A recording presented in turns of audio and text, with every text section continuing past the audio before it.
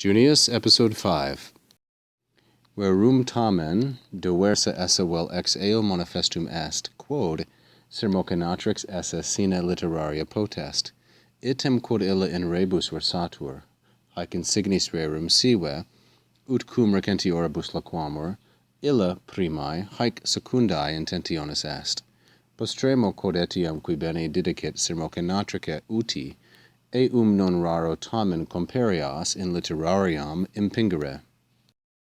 Junius is talking about the relationship between sermocenatrix, what we might describe as spoken thought, and the literaria, what we would describe as written thought. And he has shown their similarities. Now he says, verum tamen, but nevertheless, diversa esse, that they are different, even from this very point, manifestum est, is obvious, is clear. So manifestum est takes the accusative infinitive construction, and therefore diversa is neuter, plural, and accusative. That they are different is clear even from this thing, namely that sermocenatrix, spoken thought, can exist without written thought. Likewise, item, there's another adverb. In the same manner, or likewise, we might take item as the adverbial form of the adjective idem.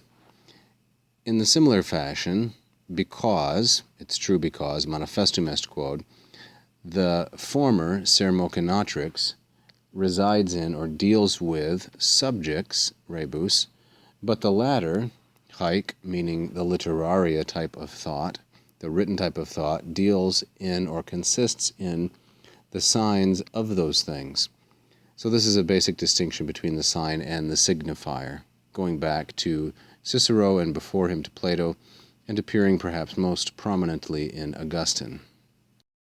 Or, sive, to put it another way, and now he has this parenthetical, ut cum recentioribus loquamur, and recentioribus is an adjective modifying the implicit noun verbis, and these are neuter, plural, ablative of means, or in other words, in order that, or that I may speak, or we may speak with, or using recentioribus, more recent kinds of terms, make use of more recent kinds of expressions. Now he's going to give a more up-to-date set of vocabulary to describe the same phenomenon.